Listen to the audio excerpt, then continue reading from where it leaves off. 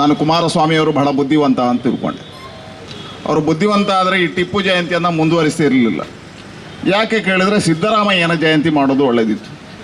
ಟಿಪ್ಪುವಿಗಿಂತ ದೊಡ್ಡ ಮತಾಂಧ ಯಾರು ಅಂತ ಕೇಳಿದ್ರೆ ಅದು ಸಿದ್ದರಾಮಯ್ಯ, ಈ ರಾಜ್ಯದ ಹಿಂದಿನ ಮುಖ್ಯಮಂತ್ರಿ. ಯಾಕೆ ಕೇಳಬಹುದು ಭಾಳಷ್ಟು ಜನ.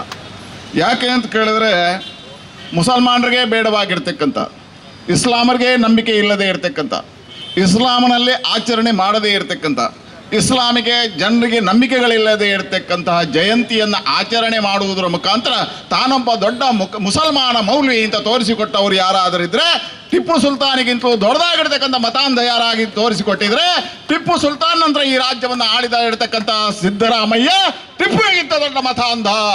ಹಾಗಾಗಿ ಈ ರಾಜ್ಯದಲ್ಲಿ ಎಲ್ಲಿಯಾದರೂ ಕುಮಾರಸ್ವಾಮಿ ಅವರು ಜಯಂತಿಯನ್ನು ಆಚರಣೆ ಮಾಡಬೇಕಿದ್ರೆ ಅವರಿಗೆ ಎರಡು ಋಣ ಇತ್ತು. ಒಂದು ಋಣ ಅಪ್ಪನಿಗೆ ಬೈದಿರ್ತಕ್ಕಂಥ ಸಿದ್ದರಾಮಯ್ಯ ಅವರು ಕುಮಾರಸ್ವಾಮಿಯನ್ನು ಮುಖ್ಯಮಂತ್ರಿ ಮಾಡಿರುವ ಋಣ ಇತ್ತು.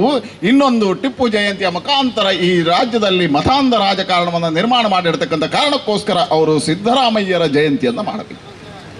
ಈ ದೇಶದಲ್ಲಿ ಮೊದಲ ಬಾರಿಗೆ ಟಿಪ್ಪು ಜಯಂತಿಯನ್ನು ಆಚರಣೆ ಮಾಡಿದ ಮುಖ್ಯಮಂತ್ರಿ ಯಾರು ಕೇಳಿದ್ರೆ ಸಿದ್ದರಾಮಯ್ಯ. ಇವತ್ತು ಮುಖ್ಯಮಂತ್ರಿ ಸ್ಥಾನವನ್ನು ಕಳೆದು ಕಾಡಿಗೂ ಅಲ್ಲ ನಾಡಿಗೂ ಅಲ್ಲ ಅಂತ ಹೇಳುವ ಪರಿಸ್ಥಿತಿಯಲ್ಲಿದ್ದಾರೆ. ಇದನ್ನು ಮುಂದುವರಿಸಿದ ಕುಮಾರಸ್ವಾಮಿಯವರ ಪರಿಸ್ಥಿತಿ ಏನಾದೀತು ಅಂತ ನಾನು ಕುಮಾರಸ್ವಾಮಿಯವರ ಪ್ರೀತಿಯಿಂದ ಹೇಳ್ತಾ ಇದ್ದೇನೆ. ಹಾಗಾಗಿ ನಿಮ್ಮ ಗತಿಯು ಮುಂದಿನ ವರ್ಷ ಕಾಡಿಗೆ ಹೋಗುವಂಥದ್ದು. ಹಾಗಾಗಿ ಟಿಪ್ಪುವಿನ ಹೆಸರಿನಲ್ಲಿ ಯಾರೆಲ್ಲ ಏನೆಲ್ಲ ಮಾಡಿದ್ದಾರೆ ಅವರಿಗೆಲ್ಲರಿಗೂ ಕಾಡಿ ಗತಿ ಆಗ್ತದೆ, ನಿಮಗೂ ಕಾಡೇ ಗತಿ ಆಗ್ತದೆ. ಹಾಗಾಗಿ ಭಾರತೀಯ ಜನತಾ ಪಾರ್ಟಿ ನಿಮ್ಮ ಮೇಲಿನ ಪ್ರೀತಿಯಿಂದ ಇದನ್ನು ನಾವು ಹೋರಾಟ ತಗೊಂಡಿದ್ದೇವೆ. ಹಾಗೆ ಕುಮಾರಣ್ಣ, ನೀವು ಯೋಚನೆ ಮಾಡೋದು ಒಳ್ಳೆಯದು ಅಂತ ಹೇಳಲಿಕ್ಕೆ ನಾವು ನಿಂತಿದ್ದೇವೆ. ಭಾಳಷ್ಟು ಜನ ಪ್ರಶ್ನೆಗಳನ್ನು ಕೇಳಿದರು. MP ಗಳು ಪತ್ರ ಬರೆಯುವುದು ಎಷ್ಟು ಸರಿ, MLA ಗಳು ಪತ್ರ ಬರೆಯುವುದು ಎಷ್ಟು ಸರಿ, ಅವರು ಸರ್ಕಾರದ ಪ್ರತಿನಿಧಿ ಅಲ್ಲ.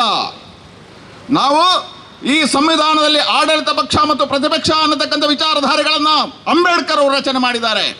ಆಡಳಿತ ಪಕ್ಷಗಳು ತಪ್ಪು ಮಾಡಿದಾಗ ಅದನ್ನು ಪ್ರಶ್ನೆ ಮಾಡುವಂಥದ್ದು ಪ್ರತಿಪಕ್ಷದ ಶಾಸಕರ ಜವಾಬ್ದಾರಿ. ಹಾಗಾಗಿ ನೀವು ತಪ್ಪು ಮಾಡ್ತಾ ಇದ್ದೀರಿ, ಹಾಗಾಗಿ ನಾವು ಪ್ರತಿಪಕ್ಷವಾಗಿ ಇದನ್ನು ಪ್ರಶ್ನೆ ಮಾಡ್ತಾ ಇದ್ದೇವೆ. ಇವತ್ತು ಕುಮಾರಸ್ವಾಮಿ ಅವರು ಪ್ರಶ್ನೆ ಮಾಡ್ತಾ ಇದ್ದೇವೆ. ಈ ರಾಜ್ಯದ ನಂಬಿಕೆಗೆ ದ್ರೋಹವಾಗಿ ನೀವು ಬದುಕಿದ್ದೀರಿ. ಹಾಗಾಗಿ ನಮ್ಮ ಹೋರಾಟ, ಹಾಗಾಗಿ ಭಾರತೀಯ ಜನತಾ ಪಾರ್ಟಿ ಈ ಹೋರಾಟವನ್ನು ಎತ್ಕೊಂಡಿದೆ. ಸರ್ಕಾರ ಮಾಡ್ತಕ್ಕಂಥ ತಪ್ಪು ನೀತಿಯನ್ನು ಜನರ ಮುಂದೆ ಇಡ್ತೇವೆ. ಟಿಪ್ಪು ಜಯಂತಿಯ ಮುಖಾಂತರ ಈ ಜನರ ಭಾವನೆಗಳಿಗೆ ನಂಬಿಕೆಗಳಿಗೆ ದ್ರೋಹ ಮಾಡಿದ್ದೀರಿ. ಹಾಗಾಗಿ ವಿಜಯ ಮಲ್ಯನಿಗೆ ಆದ ಗತಿ, ಸಿದ್ದರಾಮಯ್ಯರಿಗೆ ಆದ ಗತಿ ಮುಂದಿನ ತಿಂಗಳು ಕುಮಾರಸ್ವಾಮಿಗೆ ಆಗುತ್ತೆ ಎನ್ನುವ ನಂಬಿಕೆಯಿಂದ ಈ ಪ್ರತಿಭಟನೆಯಲ್ಲಿ ನಾವು ಭಾಗವಹಿಸ್ತೇವೆ.